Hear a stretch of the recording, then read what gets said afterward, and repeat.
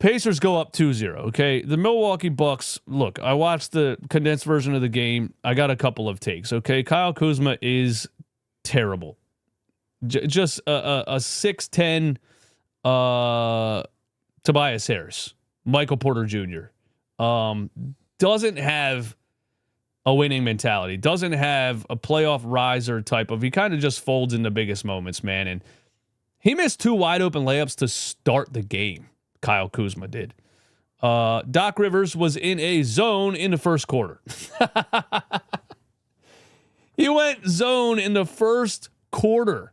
I don't know if I've ever seen an NBA coach do that unless you are down 3-0 or something and you're completely out of options and you say, fuck it, let's go zone, try to make them shoot us. What? And they got shooters. Tyrese Halliburton's at the top of the key. Nobody's guarding him because the zone's on the other side. Andrew Nembhard's at the top of the key wide open. Pascal Siakam's taking one dribble into the mid-range and shooting free throws uncontested. This team does not play defense at all, and it's Doc Rivers.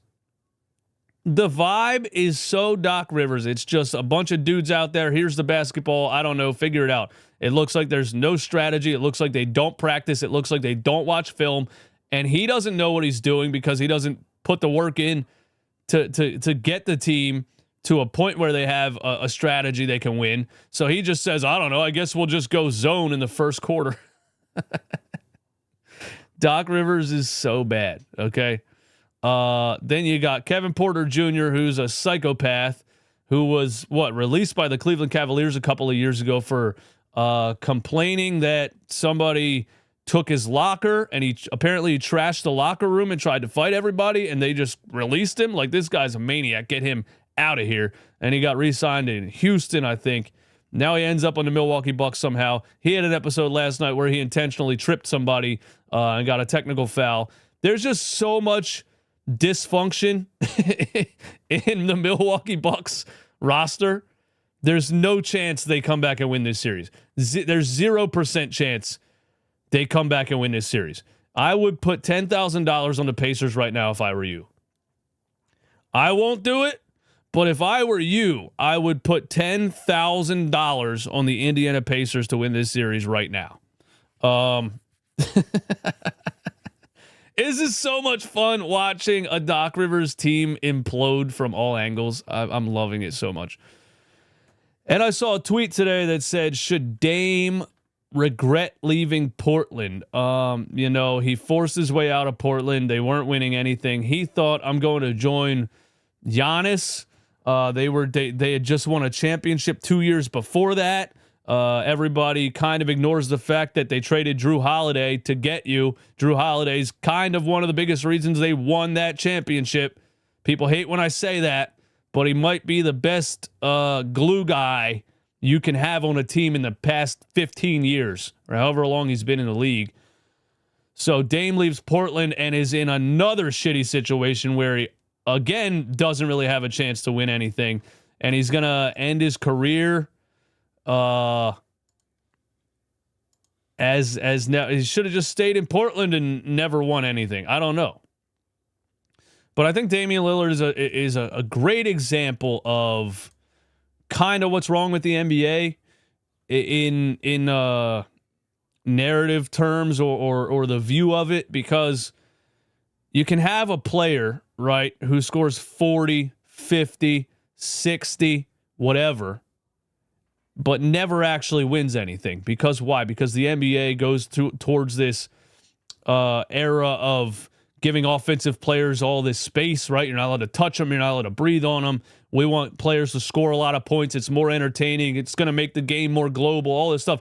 So a product of that is players like Damian Lillard, who's a very good scorer in a game where you're not allowed to touch him, but doesn't play any defense, can't really elevate the guys around him, isn't really a natural facilitator, and it's just empty stats at the end of the day.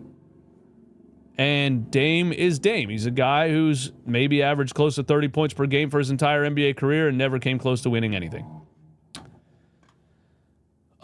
Which is why trading Drew Holiday for him even straight up is asinine. Listen to this. Just the beginning. I was watching a game last night, and I just watched the beginning of Doc Rivers' press conference, and I started laughing, and it was so much fun. Listen to this. They go up 8-0, never trail. Yeah. 2 games in a row where, they shoot 70% early in the first quarter. Just, again, kind of a slow start. Yeah, we've gotten off to 2 poor starts, and we got to make an adjustment there for sure.